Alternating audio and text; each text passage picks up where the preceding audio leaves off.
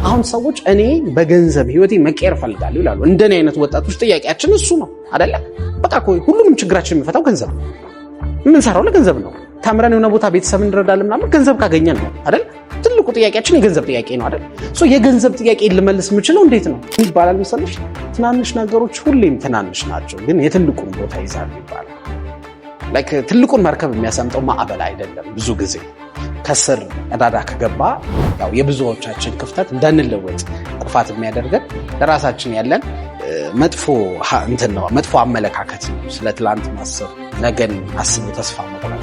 ሰዎች ለዚህኛው ጥያቄ መልስ ካገኙ አብዛኛውን የህይወት ቁልፋቸውን ይፈቱታል።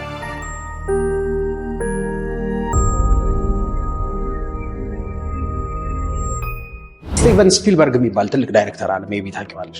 በጣም ብዙ ምርጥ የሚባሉ ፊልሞችን የሰራ ሰው ነው። የሃሪሰን ፎርድን አሁን በቅርብ የወጣውን ራሱ ሲሪየሶቹን እሱ ነው ዳይሬክት ያደረገው። ኢንዲያና ጆንስ የሚለው በጣም ብዙ ፊልሞች አሉ። ቢሊዮነር ነው በፊልም ዳይሬክቲንግ። እና ይህ ሰውዬ ግን የፊልም ስቱዲዮ ገብቶ ተምሮ አይደለም፣ ኦር ዩኒቨርሲቲ ገብቶ የሆነ እንትን ተምሮ አይደለም።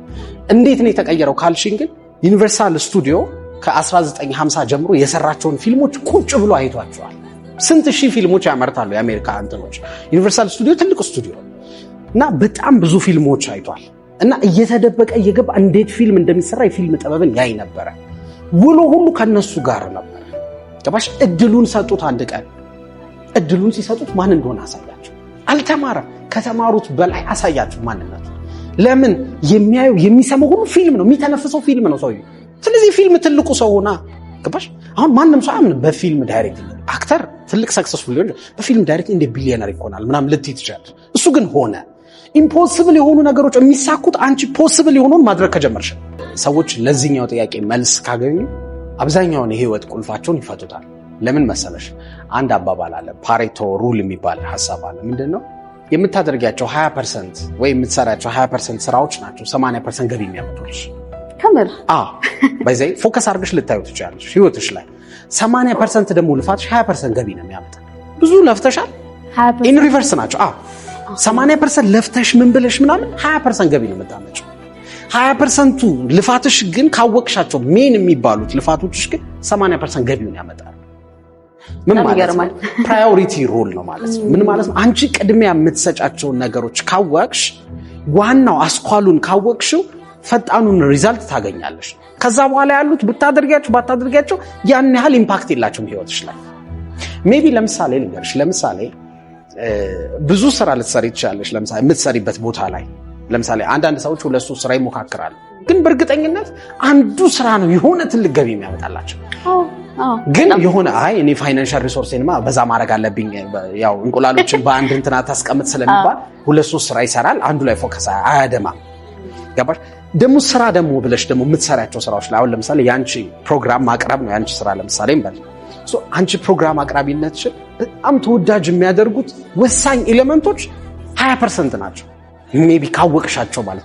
ግን አንቺ እየለፋሽ ያለሽው ሜቢ 80% ላይ ከሆነ 20% ለውጥ ነው የምታመጪው። ትንሾቹ ምን ይባላል መሰለሽ? ትናንሽ ነገሮች ሁሌም ትናንሽ ናቸው፣ ግን የትልቁን ቦታ ይዛሉ ይባላል።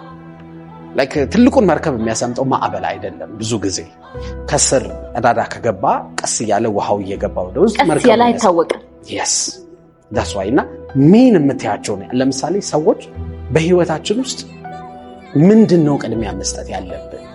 ራሳችንን መለወጥ ከፈለግን ቅድሚያ ሰተን ምናችንን ነው የምንለውጠው? አሁን ሰዎች እኔ በገንዘብ ህይወቴ መቀየር ፈልጋለሁ ይላሉ። እንደኔ አይነት ወጣቶች ጥያቄያችን እሱ ነው አይደለ? በቃ ሁሉንም ችግራችን የሚፈታው ገንዘብ ነው። የምንሰራው ለገንዘብ ነው። ተምረን የሆነ ቦታ ቤተሰብ እንረዳለን ምናምን ገንዘብ ካገኘን ነው አይደል? ትልቁ ጥያቄያችን የገንዘብ ጥያቄ ነው አይደል? የገንዘብ ጥያቄ ልመልስ የምችለው እንዴት ነው? ከአንቺ ስኪል፣ ከአንቺ ችሎታ፣ ከአንቺ ጠንካራ ጎን ጋር የሚገናኝ ልፋት መልፋት አለብሽ። ሜቢ መገንባት ያለብሽ ስኪል ሊኖር ይችላል። that's why የምትማሪው፣ that's why ዩቲዩብ ከፍተሽ የሆነ ቱቶሪያል የምታዩ፣ that's why መጽሐፍ የምታነቢው ስኪል ሊኖር ይችላል። ኤክስፒሪየንስ ሊኖር ይችላል። ካንቺ የሚጠበቅ የሆነ ስኪል ስላለሽ ማንም ስራ ሊሰጥሽ አይችልም። ፕሮጀክት ልትሰሪ አትችይም። ኤክስፒሪየንስ ያስፈልግሻል። ሰው የ1 ዓመት ልምድ ካለው ጂኒየስ ሰው ይልቅ የ10 ዓመት ልምድ ያለው ሰው ኖርማል ሚዲዮከር የሆነ ሰው ማሰራት ነው የሚፈልገው። ለምን? ልምድ ያለው ሰው ይበልጣል። ደግሞ ገንዘብ ያለውና ልምድ ያለው ቢገናኝ ገንዘብ ያለው ሰው ይሰጠዋል ገንዘቡን፣ ልምድ ያለው ሰው ልምዱን ያካፍለዋል ነው የሚባል። ገንዘቡን ይዞ ቁጭ ይላል ልምድ ያለው ነው የሚባል። ልምድ ሊሆን ይችላል ከአንቺ የሚጠበቅ። የቤት ስራሽን መስራት አለብሽ ቅድሚያ የምትሰጪውን አውቀሽ። ኤክስፒሪየንስ እና ደግሞ ስኪል ኖሮሽ ደግሞ ሜቢ ሞቲቬሽን ላይ ኖሮሽ ይችላል። አውቀዋለሁ እኔ ልምዱ አለኝ ብሎ የተዘናጋ ሰው ደግሞ አለ። ካፓሲቲ ያለው ወጠር አድርጎ ቢሰራ በደንብ ማግኘት የሚችል ኔትወርክ፣ ከሰው ጋር ኮኔክሽን ያለው እውቀት ያለው ልምድ ያለው ሰው አንዳንድ ሰው ሰንፎ ታገኛለች። አታዝኝም? እኔ እንደሱ በሆነ እኮ እንዴት እንደምቀየር የት እንደምደርስ ታያቀኛለህ ትያለሽ። አታገኘኝም እኮ እዚህ ቦታ ላይ ትያለሽ። ያንን ሰው ስታይ አይሽ እንደዚህ አይነት ሰዎች ሶስተኛው ኤሌመንት ያስፈልጋቸዋል። አንቺ የትኛው የህይወትሽ ክፍል ላይ ነው አድምተሽ የምትሰሪው? በቅድሚያ እሱን ትሰራለህ ማለት ነው። አሁን ባላንስድ ላይፍ ይባላል ብዙ ጊዜ። ስፒሪቹዋሉን፣ ከቤተሰብ ጋር ያለውን፣ ከጓደኝነት ያለው የፍቅር ግንኙነቱን፣ ገንዘቡን ምናምን ባላንስ ማድረግ አለብሽ ይባላል ብዙ ጊዜ።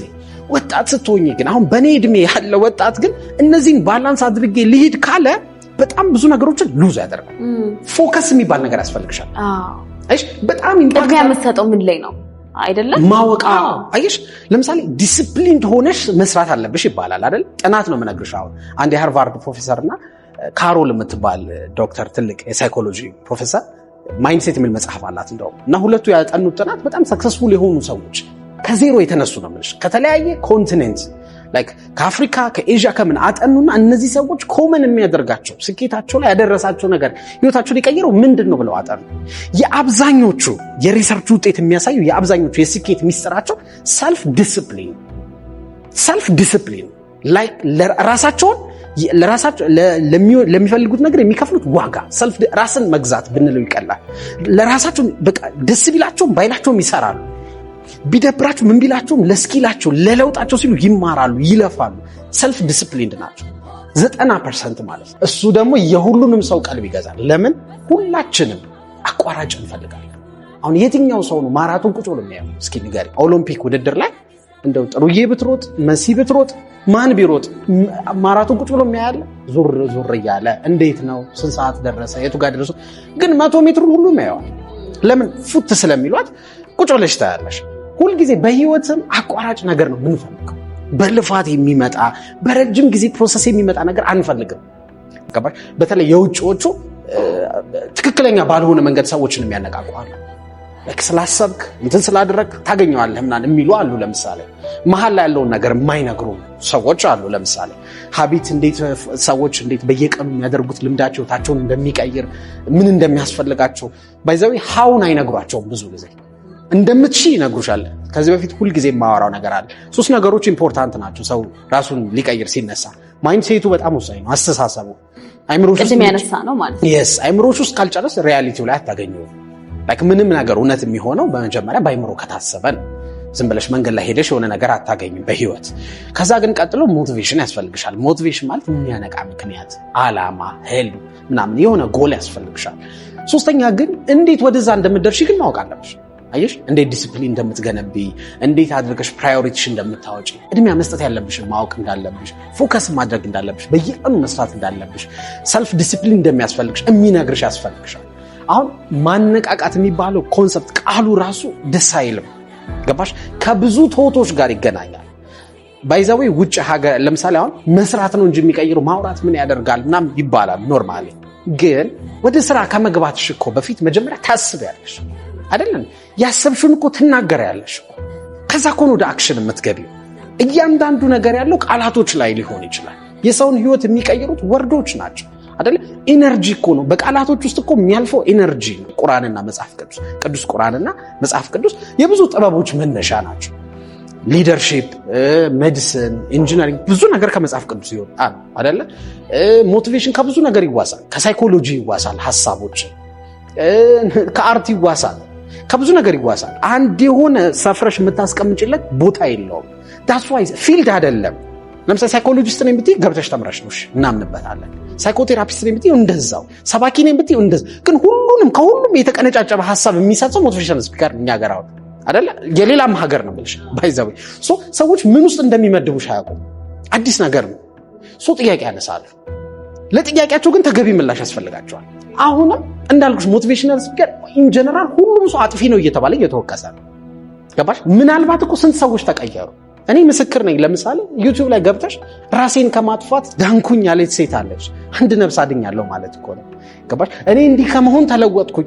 ሌሎቹም ሞቲቬሽን እዚህ ኢንዱስትሪ ላይ ያሉ ሰዎች ህይወታቸው የተቀየረ የእውነት ምስክርነት የሚሰጡ ሰዎች አሉ። ሁሉም ግን መቀየር አለበት ማለት አይደለም።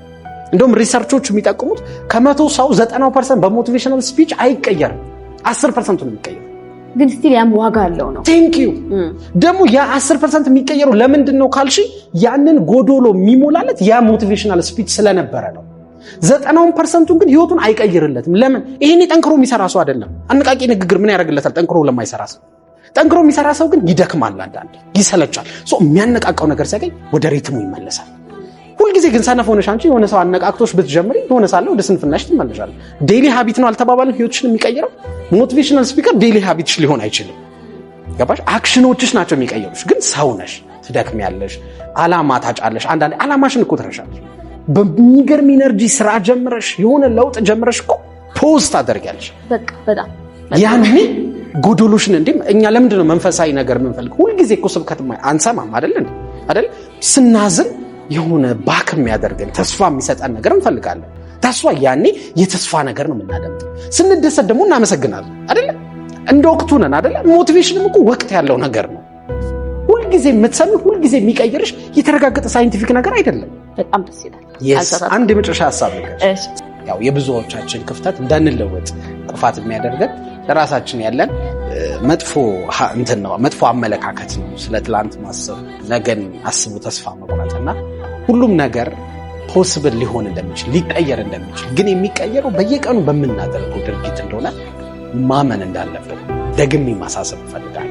በጣም አድርጌ አመሰግናለሁ። አክብራችሁ ስለጋበዛችሁ እግዚአብሔር ያክብር።